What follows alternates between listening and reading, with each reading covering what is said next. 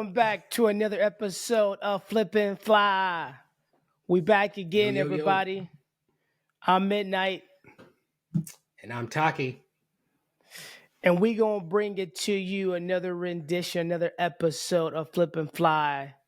Taqiy, I'm wearing my comfy because I'm You are. comfortable. I'm comfortable. Yeah, you obviously are because that thing is bright, super, super bright. It looks super comfortable. I'm jealous. I do not own one, but I probably wouldn't wear it too much because Australia doesn't get weather. Actually, you know what? We do. We do get some weather like that. But anyway, I wish I had one. I'm jealous. But you're rocking that thing proudly. Boomer Sooner. Yeah, man. Listen, I'm rocking it for two reasons. Right now we got a massive cold front. We're probably gonna hit some snow this week. I'm actually excited about the snow. There. Yeah, it is awful, but for the last few years we haven't had any snow. In the Allentown, Philadelphia area. So I'm excited to get some snow on the ground. It's about 25 degrees outside, but I'm not actually wearing the comfy because of the weather outside, right? Okay. I'm actually, we just finished week 2 of the college season, and I'm comfortable with my comfy of the Oklahoma Sooners, baby. Okay, That's so why I'm wearing my comfy. That's why I'm comfortable. So you're being a true homer today. Yes. Okay. I may not All wear right. this for the whole show, but I'm gonna You're wear gonna get it for hot this segment because you bring that I'm energy. already Your hot. whole temperature is gonna warm up. Exactly. I'm already hot right Exactly. now. I'm hot. Yeah. And it didn't take you got too the hood long. up. Got the ear. You got the headphones on. Your neck's gonna be sweating so soon. It's gonna be ridiculous. Yes. Yes, indeed, Todd. But listen, man. But you gotta own the look. We gotta own the look. I'm comfortable with our Oklahoma Sooners really debuting their season opener. All right. Yep. It was their first time they didn't do it on the road. Like they've competed at Rocky Mountain for like 18, 20 years straight. So the first time that they've competed at a home meet first meet of the season. Yeah. Yeah. And they definitely did not disappoint. I think for me, based on how they were ranked and what they scored, okay, let me throw out some stuff real quick because I had to write this down. Fourth. Hey, no. Well, we need to let me get this off my chest first. Okay. Because you said, that this started. So obviously they had a good start. I'm gonna let you get into it. Okay. We talked about how OU was only ranked 4th in the preseason. Mark did not post anything about that, or Sooners did not.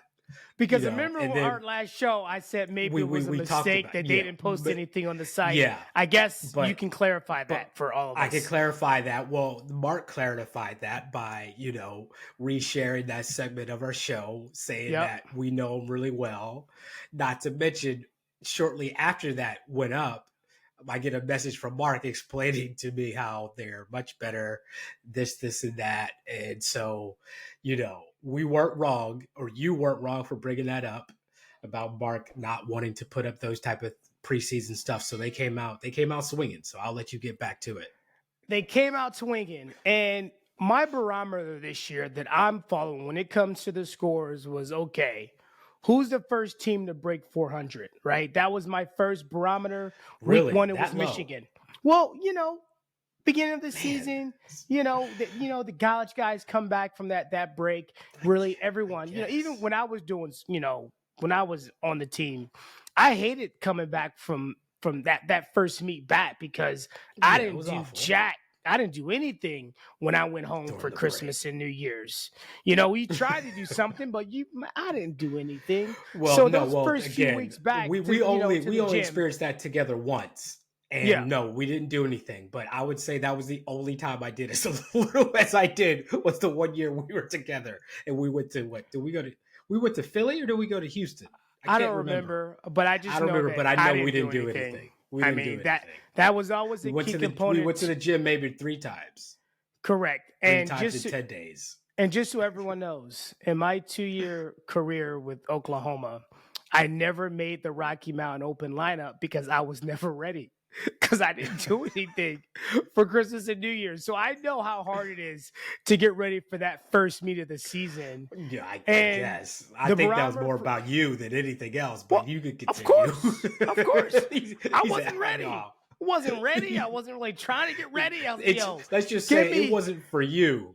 It wasn't for No, you.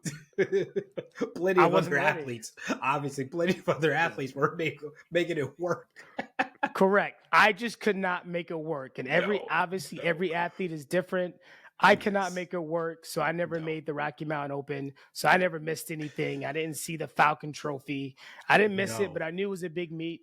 So that was interesting. But so my barometer this year, Todd, this is kind of what I'm tying up is okay. First team to break 400. Boom. Michigan did that the first meet of the year. All right. That day I already kind of stamped it on there, you know. Well, I hope so. You got aspirations to win. If you ain't breaking 400 even on a bad day, your aspirations shouldn't be national championship. I'm just being honest. True. That's true. And then my next barometer was who were the first team was going to break 410. Boom. Yep. And so out of the greats, okay, week 2, you had Oklahoma. They went a 413.6, and then Stanford went 413.8. Okay. Exactly. Oklahoma won their 61st straight home competition, which is I hate when they bring up this stat. I Why? love it. It's an amazing stat. Well, because the last time that they lost, I was on the team. I remember that competition. So I am still bitter. Yeah, exactly. 2007. I remember this. Who was it against? Who was it against? Man, I didn't even remember. I think You try to forget about it. Ohio State? Losses. I try to forget about it, especially a home loss. Yeah. And you know what I mean? I try to forget about it. I think it might have been Ohio State. Okay. Because you know what? You know, as always, you know, something, you know, Jonathan Horton was at the American Cup. Oh. So you know, have we one didn't of your win. key people there. We had key people. We didn't have our best guy. You know what I mean? I was on the team. You know what I mean? We had a great team still. You know what I mean? But, you know, John was John. And Ohio State was solid, you know, during all my years like that, you know, to where they were competing for, you know, at least team finals and national championships. So whenever that stat comes up, I get a little hurt because it's just a constant reminder that the last time that happened was when I was on the team. But Todd, you did win 3 team titles and an all-around title. So I think you can get over losing once at home in your career. I think you can get over that. You know what? Come on, being at OU, being in that winning program, the standard is, you know, you remember the losses more than you remember the wins. Yeah, or you try not to. You know what I mean? Yeah. So, no, I feel that, man, and I definitely just want to highlight. Obviously, Oklahoma really just wow. Like I am shocked. You're maybe not as shocked. You know, I was kind of thinking, you know, what Oklahoma's going to do this first minute. I was like, just make sure they break. I was just hopeful that they break 400. They only scored 210 slower than Stanford, and Stanford had 2 solid all-arounders. They had Asher did all-around, scored an 84 something, and then Taylor did all-around. He scored, I think, an 83. So they had 2 solid all-arounds. Oklahoma, it was a team win. No all-arounders. No all-arounds. They had a few guys that do 2 to 3 events. I think the main guys on the team was Colin Flores did floor vault and P-bars. Emre did floor vault. Emre, who you talked about in the preseason a lot, that helped Turkey qualify for the Olympics, 14-7 on floor, 14-7 on vault. So he had a remarkable week. And I think he broke 14 on high bar. And he went for 14 on high bar. Yeah. Okay, and then Fuzzy Benez did 4 events. So those are kind of like, it seemed like those 3 studs. It looks like Ignacio fell on Palmers, which is uncharacteristic. So that score could have even been even higher with him hitting, right? So I thought that was interesting. Obviously, Stanford did what Stanford does. You know, they did a good job starting off the season. Michigan at the Windy City almost lost to Illinois. But the caveat there, Michigan, what did Michigan? Michigan went 405. 405. But Fred Richard and Paul Druder weren't in the lineup at all. So I'm wondering. They haven't competed yet this season. They haven't competed yet. So I don't know what that's about, just kind of resting them, making sure that they're. We don't know. I guess we gotta figure that out. I would imagine Shao is probably doing the whole we're competing for two things this year: win a national championship, and we're competing for the Olympics. Yep. So he probably won't compete them, I guess, on many events until after Winter Cup. That makes sense. That makes sense. But you know what though? It's like their season's probably. I would imagine their season's truly gonna start after Winter Cup. But before that, I would imagine the most events that they will do would be 3 events because they don't even have to do all around at Winter Cup because they medaled in the world team. So they have to remake national team. So I would imagine that they're just going to and I think it's a strategy because it shortens that season. Because if not, they go from January all the way till August for the Olympics. That is 8 months of just intense gymnastics, That's a long drain on the mind. So, even if they can delay that another 6 to 8 weeks to, get their body some more time, get their mind ready for this long stretch that they're about to be on, it's a smart choice. No, it is a smart choice. It also gives some of their freshmen and sophomores opportunity to do some events. I thought this was a big win for them because from what I read, they were down by over a point leading into the last event. And their guys went up and hit the last event, and they overtook Illinois. So I thought that was a big win. I do want to talk a little bit about Penn State. Penn State winning their 10th straight West Point Open title. They broke a 400, which was nice. They went 401, 300, 401.3. Yep. But I think for OU, obviously next week they have the Rocky Mountain Open. I'm not sure. Do you know who's competing in that meet next week? I would imagine this will probably be Nebraska's first time out. Okay. And you'll always have the Air Force. You'll have, and I think it's a Winter Cup qualifier. So I would imagine more teams. I think more teams will probably go. I don't know. It's been weird because I think did Stanford go? Stanford went for the first time last year, I think. Yeah. Right? Because they beat Oklahoma right out the gate, which absolutely. Absolutely. So I would imagine this might be our first time seeing Nebraska, Stanford, OU, Air Force. Who else can we throw in there? May show up. I don't know. I don't know what those last 2 teams are going to look like. But I would imagine it's going to be a good competition. You know what I mean? Again, nothing really matters until NCAAs when it comes to at least knowing what these teams will truly, truly be like on the day. But I think for the sake of good competition, to see Oklahoma try to take it to Stanford again, and see, like I said, because OU actually obviously is very motivated after that preseason rankings, I can imagine, and then also finishing outside the top 3 from last year. So Stanford is not going to the West Point Open. So they're not going. Looks like their next competition is going to be the Stanford Open, which is the 27th. But I think you just hit up on something about the motivation in Oklahoma, and I think their next big test is going to be January 28th in Champaign, Illinois, at Illinois. So I think that's going to be something Oklahoma is circling there. Yeah. That's one of the tougher places to compete. Really? I've noticed. Well, let's talk about it. Well, they have a good home field. It's like their arena. You know what I mean? It's like going into the field house. It's like, they can lose there, but they really do own their house. You know what I mean? Some places, some teams don't really protect their house that well, and you have that sense that you can go in there and just win. Yep. Illinois is one of those places where I don't know. It's just I don't like the atmosphere at all. Like it's a little, the lighting's a little too orange for me. The seating arrangement just looks a little, but that's their place. They love it. They love the atmosphere. The fans are close, which is great. And when the fans are rocking, it's a great place, a great atmosphere.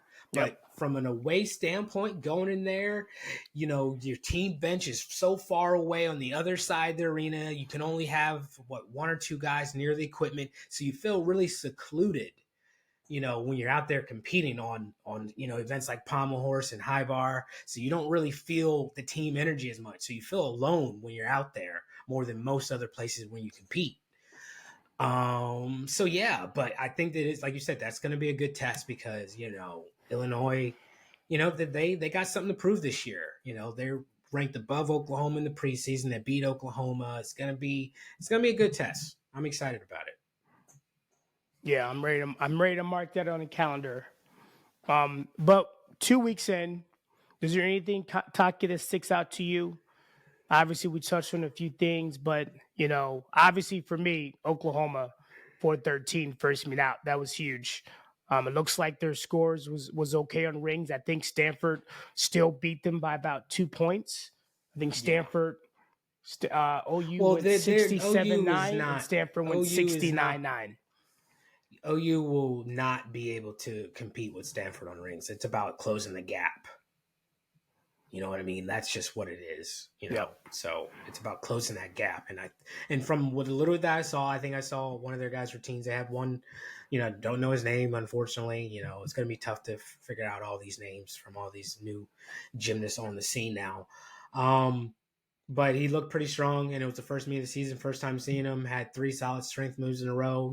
I think he went back prize, planche, muscular planche, lower Maltese, bounce cross. I'm like, okay, someone I never heard of, don't even know his face. Oh, is it Toss? Toss. Was it? It might have been. Yep. It was the one routine that they posted on X. Yep. So I did see that. The big surprise, and I didn't think I'd be talking about them so early, is Greenville.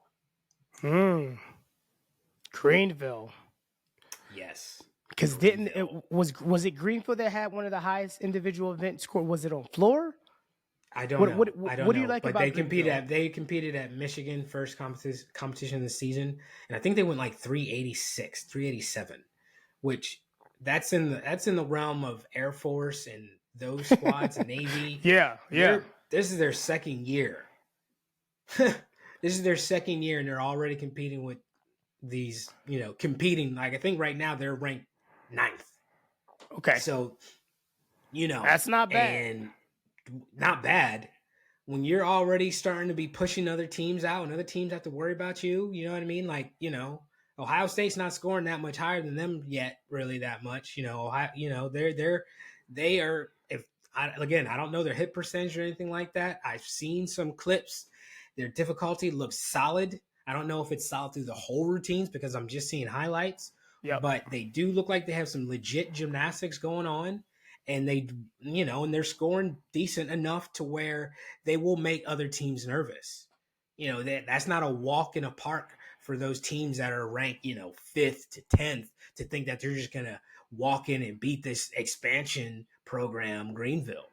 Yeah. So that was pretty exciting for me because if a team can come up that fast, that only helps the NCAA to know that you can just start a program and you can be competitive pretty quickly. Because that's the best thing for men's gymnastics is for Greenville to be able to be competitive. Really competitive. What if Greenville went to a team final? I just blew it out. No, for you. No. Sorry. I mean, you set it up. You set it up already for me. By you talking, you made me think about it, right? It's like, okay, what if Greenville makes a team final their first year out? Wow. I mean, come on. Is this their first year or second? Is this their second year, I thought, right? Second year. I think Simpson's this is their first year. I think so. Yeah. Yeah. But no, like I'm but just still, saying, if nonetheless, come on, they got no scholarships. No scholarships. No scholarships.